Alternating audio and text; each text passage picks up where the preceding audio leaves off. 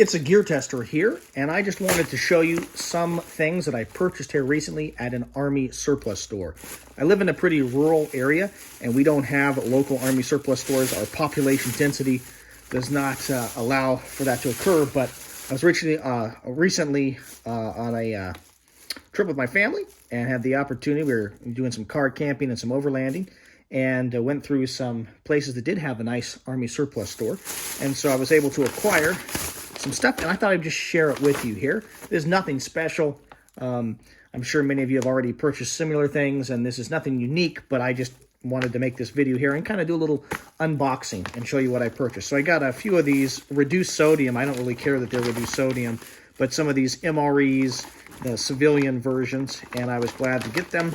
I don't have a bunch of MREs, but I tend to try and keep about 20 MREs on hand, a couple in each of my vehicles. And so we got a bunch of those, well, 3 of those, not a bunch. And they were about 10 bucks, okay, which seems to be what I'm used to paying for MREs, but they've gone up a lot. So $8.97, that seemed reasonable to me. And they are, you know, I like them. They have the heaters inside them, and they're ready to go. So what entree is this? I think they were all vegetable lasagna. It's not necessarily my favorite meal, but it gave me the options to kind of restock. I'll use up the ones that I've had and replace the ones that I've had with theirs. Then we got a bunch of old Eagle Industries Molly pouches. So this is a single M4 magazine Molly pouch. Okay, I got 2 of those.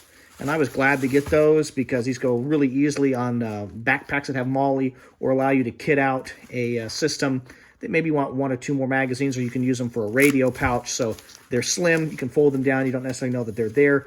And so, and in terms of the affordability, I was really glad to get these right there, the Eagle Industries.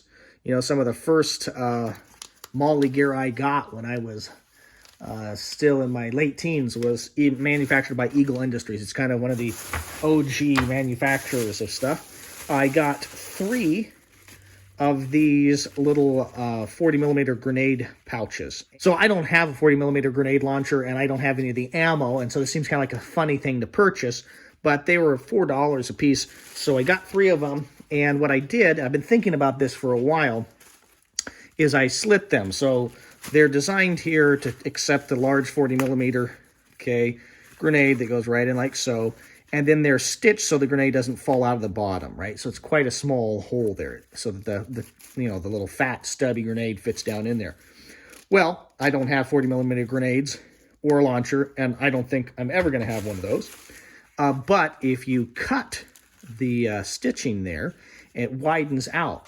The bottom widens out, and it will take the handle of a small axe or a hatchet quite nicely. And then you have the option, okay, you can close it, which I quite like. And then you have the option of looping over the Molly, and now I have something that will go on a belt pretty nicely, pretty easily, or attached to a backpack, and now I have a closure to throw my hatchet on the outside of a backpack or other bag, and I'm able to use it like that. So that's why I purchased those. So what I like about military surplus is that when it's affordable. And so, you know, I see a lot of people, military surplus gear is kind of becoming trendy to have. If it's not super cheap and affordable, you can probably get something that's lighter, maybe not as durable, but lighter and still very durable at a similar price in the private sector.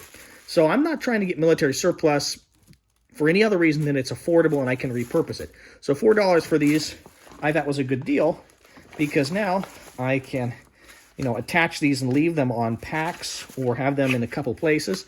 And now I can bring that up, and I have the ability to now have a closure either on my belt or on a backpack. So that's why I purchased those.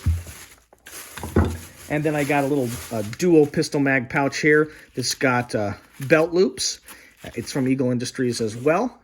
Okay, and it's actually got Velcro on the inside, the hook portion of Velcro. So if you have a inner belt, or you have some kind of a belt that has the soft Velcro on the inside, you can put these on, and then once you position this pouch, it's not going to move. And so I'm always looking for one of those, and that was, I don't know, I think I paid like $12 for that. That seemed reasonable. And then I purchased this. This is, again, by Eagle Industries, made in the USA, and it is an MP7 mag pouch, okay? So the MP7 is a subcompact, kind of little submachine gun chambered in 5.7 by 28. I don't own one. I do own a little Ruger carbine here in this 5.7 by 28 millimeter. But this will hold a extended Glock magazine. So one of the 24 round mags, and I believe in one of the 32 round mags or 33 round mags. So I purchased that. Again, that can go on a backpack pretty easily or onto a chest rig or something that has open molly space on it. So that was my haul here recently. Car camping and overlanding and bumping into a really nice little Army surplus store. I hope you found this video helpful, useful, or at the very least interesting.